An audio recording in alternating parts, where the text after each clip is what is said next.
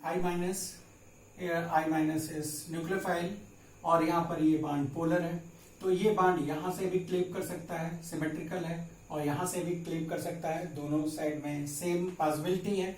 तो अगर ये यहाँ से क्लीव करता है मान लीजिए, तो ये माइनस होगा, इधर प्लस होगा, तो इस पर H आएगा, तो ये क्या बना दिया CH3OH और साथ में क्या बना आयोडोमीथेन बना।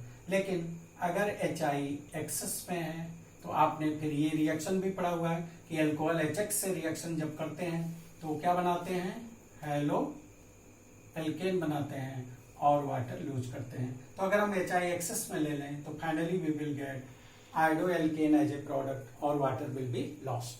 लेकिन इस केस में हमने ये देखा कि ये क्लीवेज आसान इसलिए है क्योंकि ये दोनों एल्काइल ग्रुप सेम है। ये ईथर हमारा सिमेट्रिकल ईथर है। अगर अनसिमेट्रिकल ईथर हो तब क्या होगा, तो इसके लिए बच्चों अगर आप देखें कि अनसिमेट्रिकल ईथर के केस में हम दो केसेस लेंगे। तो मान लीजिए कि आपका जो अनसिमेट्रिकल ईथर है उसमें एक ग्रुप मेथिल ग्रुप है या प्राइमरी एल्किल ग्रुप है और जो दूसरा ग्रुप है वो हमारा सेकेंडरी है या प्राइमरी है। एक ग्रुप मेथिल है या प्राइमरी है, दूसरा इससे डिफरेंट है, वो प्राइमरी है या सेकेंडरी, इस तरह का हो सकता है।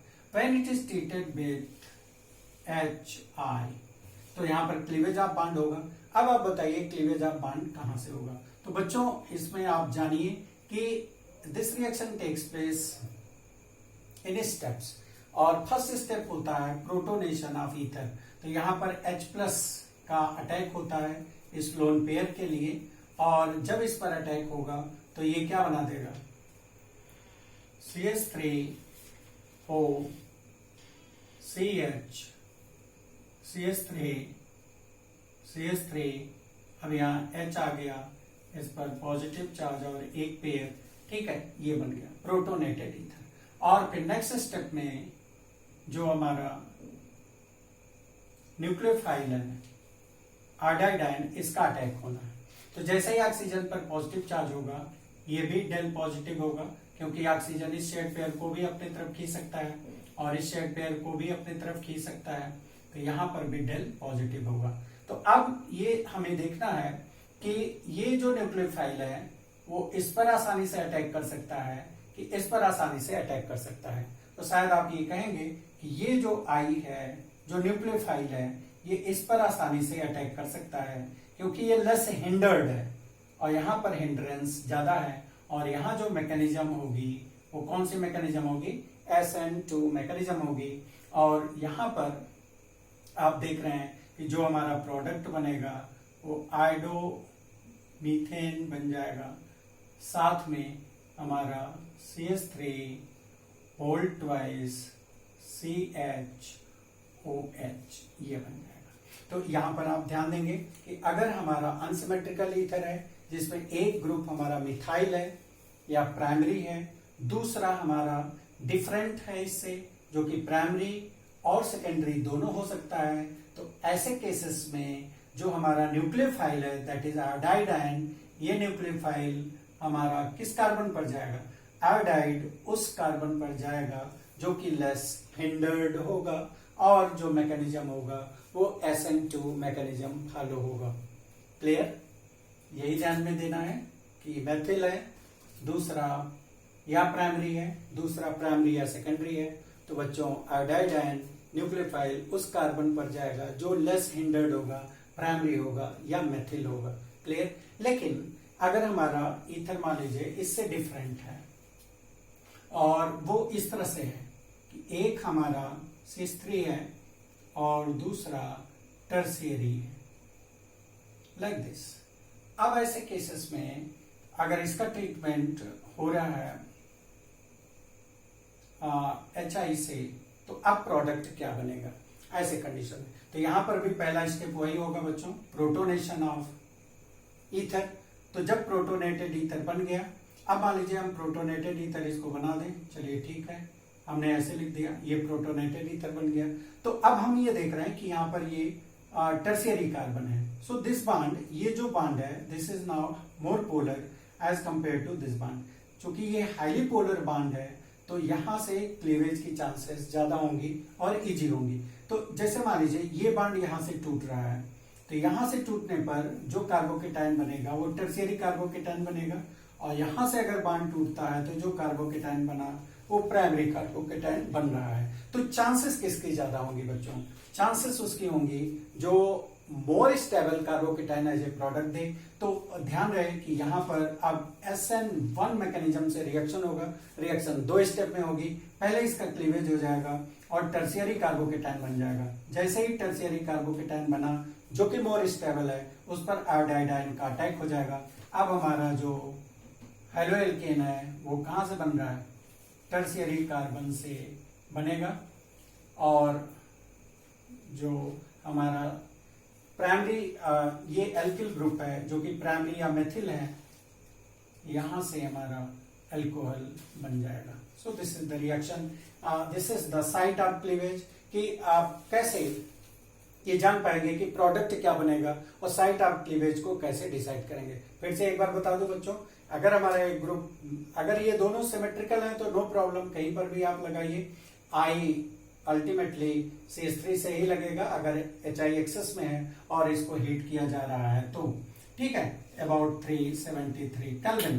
लेकिन अगर हमारा ये अनसिमेट्रिकल है तो एक अगर मेथिल ग्रुप है, दूसरा हमारा प्राइमरी या सेकेंडरी है, तो उस समय आयोडाइड उस कार्बन पर जाएगा जो लेस हिंडर्ड है। लेकिन एक मेथिल हो और दूसरा टर्शियरी हो, एक प्राइमरी हो दूसरा टर्शियरी हो, तो यहाँ पर रिएक्शन SN1 मैकेनिज्म से होगा। बॉन्ड पहले क्लीव करेगा, टर्शियरी कार्बोकेटाइन मोर स्टेबल होगा और उस टर्शियरी कार्बोकेटाइन पर न्यूक्लियोफाइल का अटैक होके हमारा टर्शियरी ब्यूटाइल आयोडाइड ये हमारा प्रोडक्ट हो जाएगा।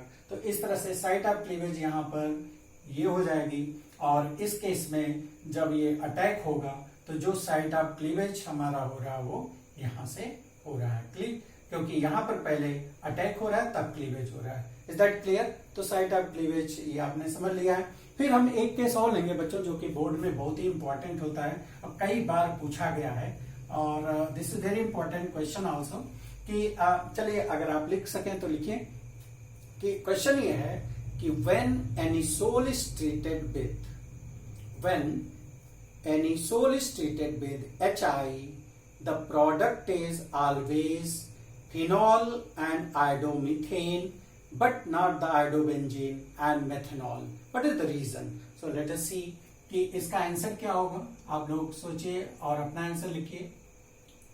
सबसे पहले तो एनिसोल क्या है, अभी हमने बताया था इसके पहले कि एनिसोल किसको बोलते हैं? मिथॉक्सी बेंजीन को बोला जाता है। ये एक अनसिमेट्रिकल ईथर है, फिनोलिक ईथर है। Is that clear? ओके। अब यहाँ पर देखिए, यहाँ पर आपके पास है strong acid HI, hydrogen iodide. अब यहाँ पर दो पॉसिबिलिटी अगर आप ले लें, चलिए अगर हम ये मान लें कि क्लीवेज यहां से हो रहा है, ठीक है, तो ये क्या बन जाएगा? फिनॉक्साइड आयन बन जाएगा और यहाँ पर पॉजिटिव चार्ज आ जाएगा, तो ये माइनस हुआ तो इस पर H+ आ जाएगा, तो प्रोडक्ट हमारा बन गया क्या? ओके, हाँ ठीक है, यू आर करेक्ट, और ये बन जाएगा आयोडोमीथेन। आप सही बोल रहे हैं। लेकिन दूसरी केस क्यों नहीं हो सकती है कि ये यहां से टूट जाए और यहां से टूटने पर फिनाइल कार्बोकेटाइन बन जाए और फिर फिनाइल कार्बोकेटाइन पर आयोडाइड का अटैक हो और बच्चों फिर प्रोडक्ट हमारा दूसरा अल्कोहल हो जाए? तो ऐसा क्यों नहीं हो रहा है, या इसमें से कौन सा चांस ज्यादा होगा? तो आपका आंसर करेक्ट है, ये ज्यादा होगा। ये नहीं हो रहा है, क्यों? इसका कारण ये है कि जो हमने यहाँ लिख दिया कि इस बांड का क्लीवेज, तो ये बांड का क्लीवेज आसान नहीं है ड्यू टू रेजोनेंस। तो अगर आप रेजोनेंस देखें बच्चों, इसको ऐसे लिख दें तो ये लोन पेयर इस पर डिलोकलाइज होगा by making pi bond here, और ये शिफ्ट हो जाएगा नेक्स्ट। तो ये बांड जैसे ही डबल बांड करेक्टर एक्वायर किया, कुछ आप इस तरह से इसको लिख सकते हैं, ठीक है, यहाँ पर लोन पेयर आ गया, ये ऐसे हो गया, यहाँ पर पॉजिटिव चार्ज। ओके, तो जब ये डबल बांड करेक्टर ले लिया तो डबल बांड का क्लीवेज डिफिकल्ट होता है, ये हम जानते हैं, तो इसीलिए ये चॉइस ऑफ प्रोडक्ट जो है ये क्या है? गलत है। ये चॉइस ऑफ प्रोडक्ट करेक्ट है, क्योंकि क्लीवेज यहीं से होगा। ये बॉन्ड लॉन्गर है, ये बॉन्ड सिंगल है, ये बॉन्ड आसानी से टूट सकता है, ये बॉन्ड डबल बॉन्ड है, ये शॉर्टर है, ये स्ट्रॉन्गर है और आसानी से टूट नहीं सकता। और दूसरा, फिनाइल कार्बोकेटाइन अगर बनेगा भी तो वो रेजोनेंस से स्टेबलाइज नहीं होगा। So these are the reasons why we get this as the one leg product during this reaction. Thank you.